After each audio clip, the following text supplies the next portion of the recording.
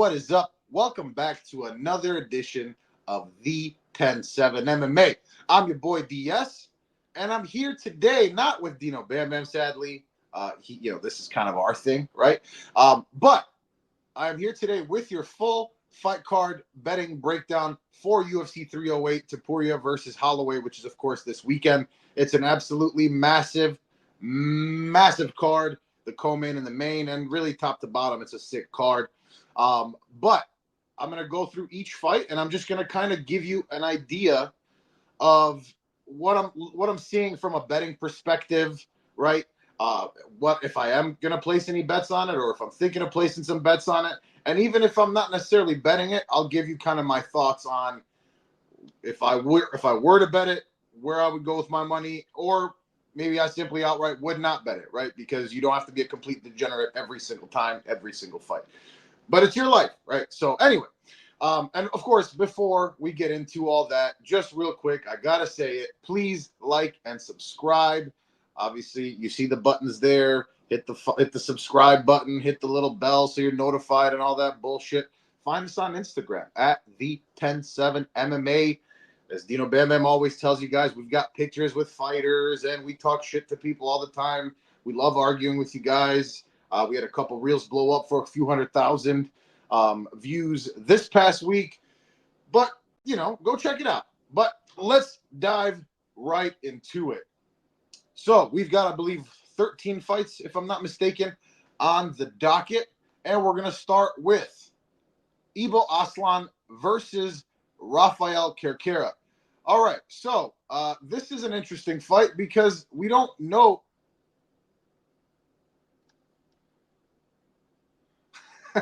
There it is. All right, because we don't know a ton about either guy, right? We know that Ibo Aslan is jacked as shit, right?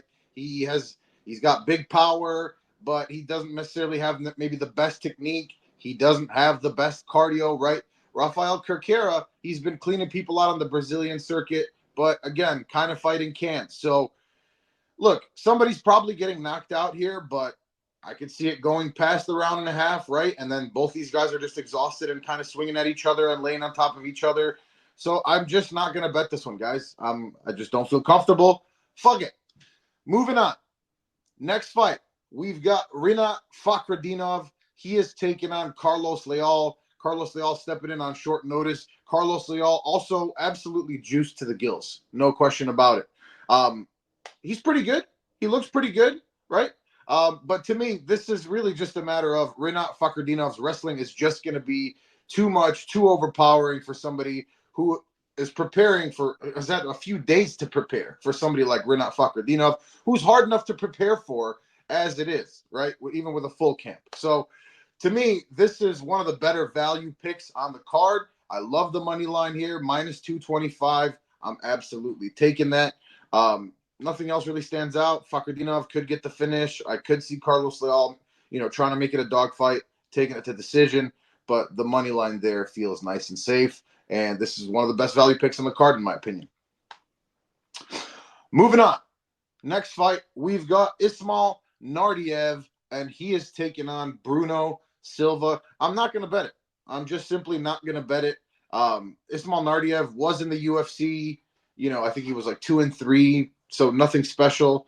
I think he's really on the card because of, where we are at this point. We're in Abu Dhabi. Makes sense. Abu Dhabi, that he's going to be there. They needed somebody to step in, fight Bruno Silva. Bruno Silva has not looked great lately, kind of on the downside of his career. There's too many question marks here. Don't love it. I could see a finish. I think it's probably going to go to decision, but it feels like I'm throwing my money away. So I'm going to stay the fuck away from it. Next fight, we've got Farid Basharat. He is, of course, the brother of Javid Basharat. Hence, they have the same last name. He is taking on Victor Hugo, and Victor Hugo is nice. He's a great fighter. We'll see what he's able to, continue to do in the UFC. This is just a clash of styles for me, right? Farid Basharat, one of the safest fighters, right? I feel like he does such a good job of staying out of the way defensively. And yes, that to some people is boring. I find it kind of fucking boring, to be honest with you. I'm not a huge fan of the style. but it is very safe.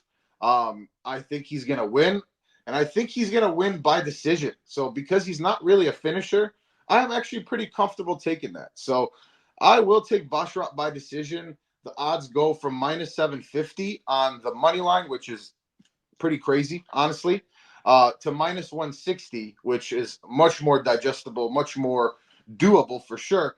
And I think this is, I mean, I could see a submission finish as well. I'm not going to lie. So there is some risk built in here a little bit, obviously, but it feels right. Feels right. So I'm taking Basharat by, excuse me, decision. Next fight.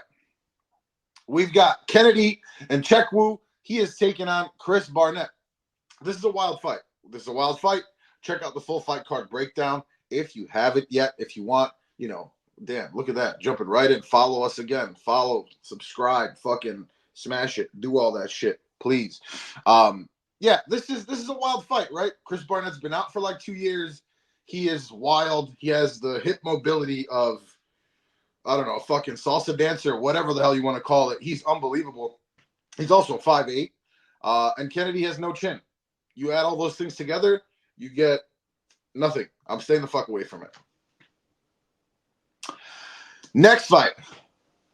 I don't know why I started doing this whole thing. I kind of like it. Next fight. No, but not next fight. All right, we've got Abus Magomedov. He's taking on Bruno Ferreira. Yeah, these are two guys with bad cardio. And it's, I picked Bruno to win this fight, but it would not at all surprise me if Abus won. He is the favorite. And if it goes to decision, given the part of the world that we're in, obviously, I don't see a decision here. I do think that we see somebody get knocked out. I could see it going either way. This is just way too risky. Two guys that, could get sloppy. The cardio could go. Whose cardio is going to go first? So I'm staying away. From it.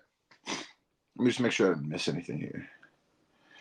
All right. Next fight. There he is. Myktybek, Orolbai. He's taking on Mateusz, Rebecki.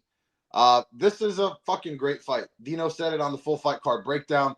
This has potential fight of the night, or at least fight outside of, the big name fights that we're expecting, or that it's already going to be on the card, and we know they're going to be good fights. Myktybek, Orolbai, absolute dog.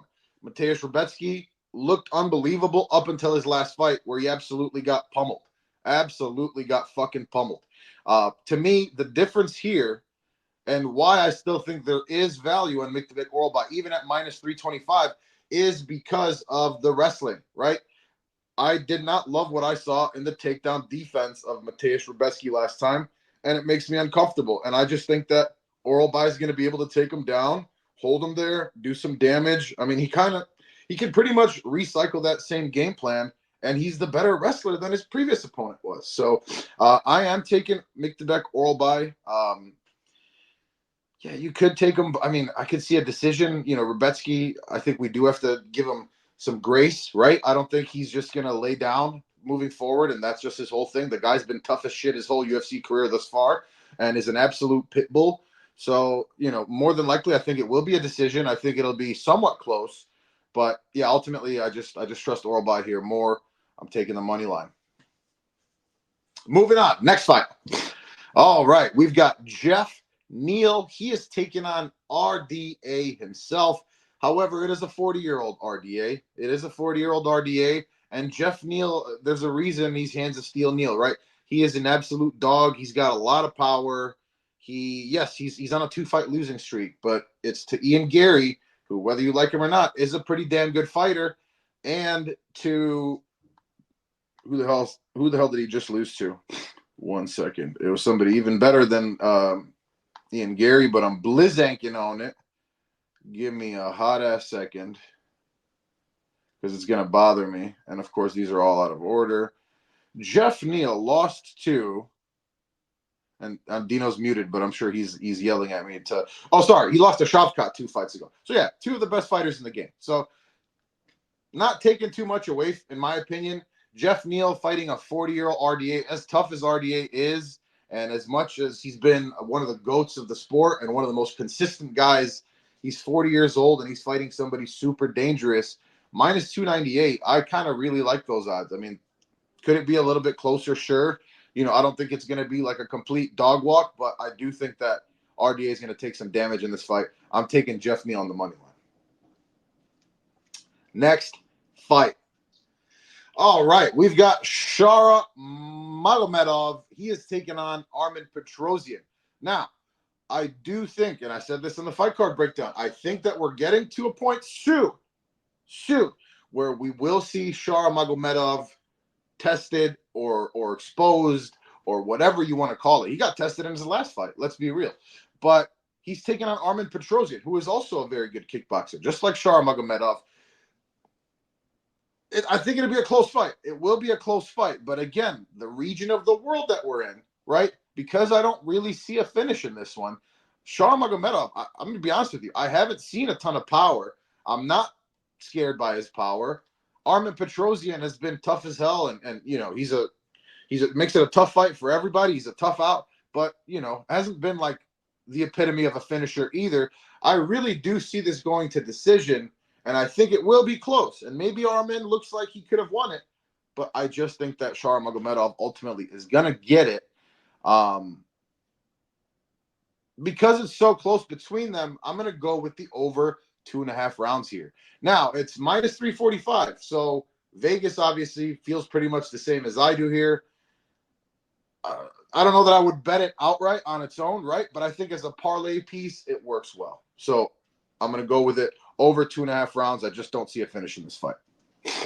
Next fight. All right. We've got Magomed Ankalaev, which is the Russian version of Muhammad, basically. He is taking on Aleksandar Rakic. And, man, this is going to be a fight. This is going to be a good – it could be a boring fight because of the fighting style of Ankalaev, right? But the issue for me here from a money line perspective is that the odds are a little too skewed Ankalaev's way, in my opinion. Rakic is very good. He's shown, he's not completely inept on the ground. He's got some decent takedown defense. His legs are strong as shit. And he's absolutely got the power to put Ankalaev out. So I'm going to go again. I'm going to do the same thing I just did in the last fight, and I'm going to go with the over 2.5 rounds here. And the odds are even better here, minus 215. I think Rakic is just a live dog here. Ankalaev, the odds are just not great, where I feel like there's great value taking him on the money line.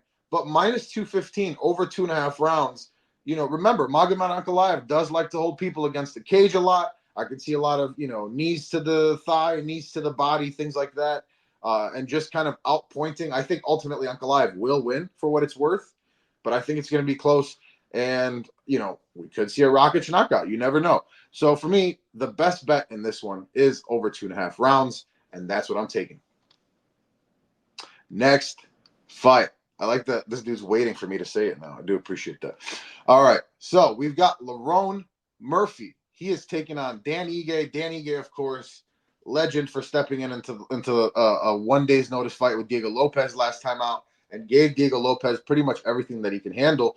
Diego Lopez's cardio did not look great in that. But Dan Ige, what a dog. What a dog. He's always a dog. It seems like he's either getting his ass beat badly or he's putting on an absolute ass whooping one way or another.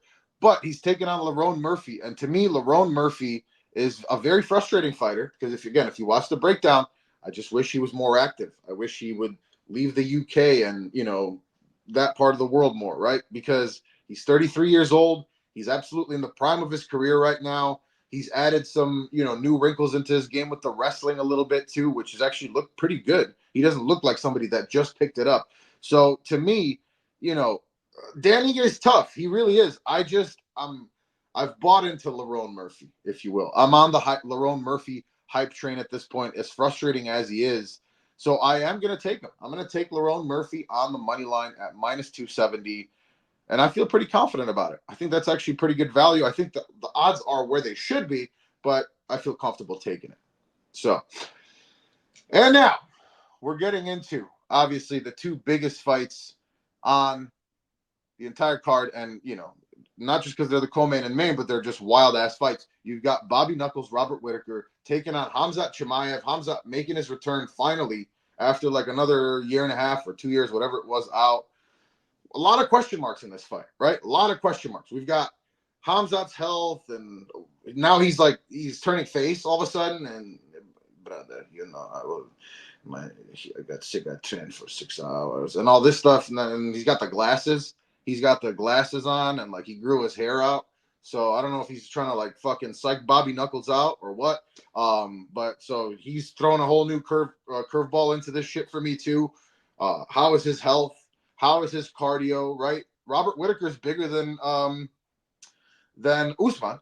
He's a bigger fighter at this point. He's somebody who's been consistently. He's a true 185er. I know he did fight at 170 at one point, but he's done his best work and been for a long time at 185.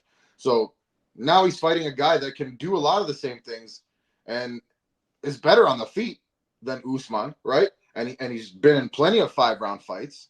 So, and this coincidentally is a 5-round fight. So now, what's Chimaev going to do? I don't see a world where Chimaev doesn't come out swinging, right? And, maybe he'll try to save some energy and he always makes it tough. Even when he's out of stamina, right? He's still a tough-ass guy.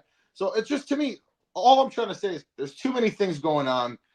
Bobby Knuckles' chin, is it going? He's a dad, and he's always been a very laid-back guy, which I love about him too. But you know what I mean? Khamzat, his health, the cardio, the chin.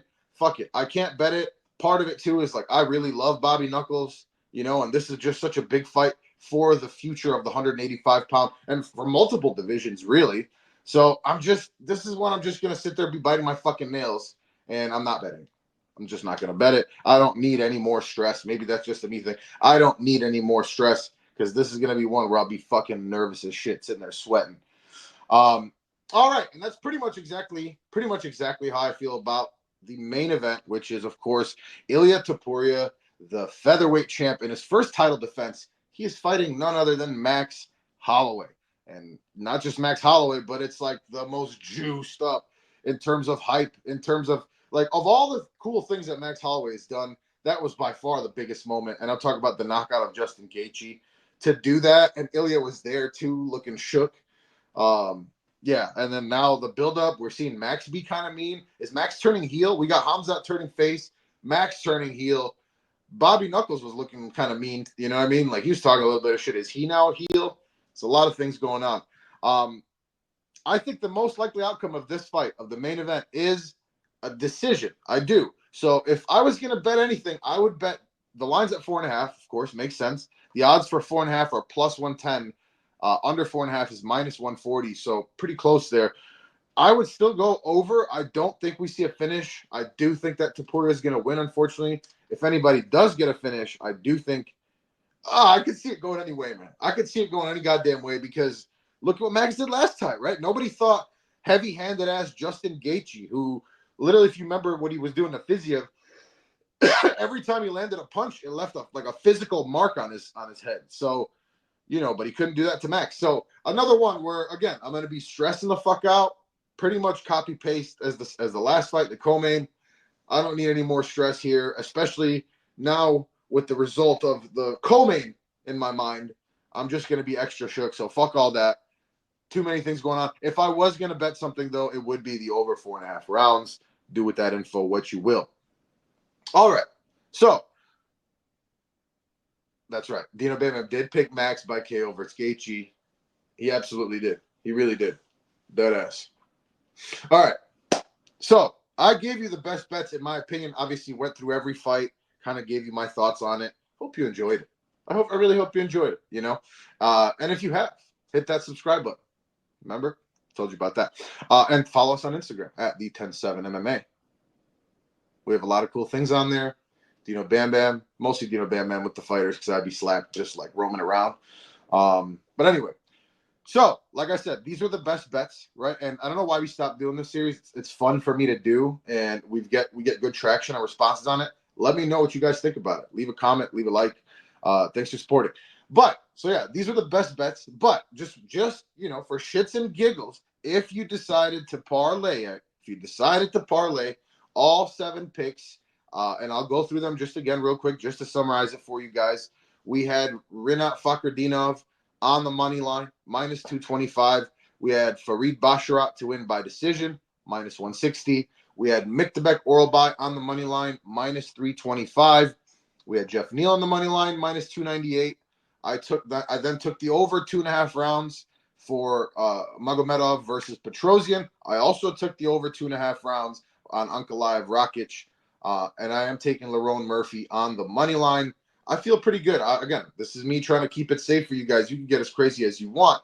But if you decided to take those 7 picks and throw them in a parlay, a little parleezy, if you will, the odds on that are plus 961, damn near 10 to 1.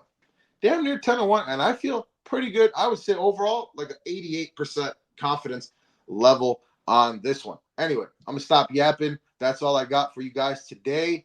Check in. Let me know how the parlays went. If you followed it, if you're tailing, let me know. Appreciate you guys. DS out. Peace.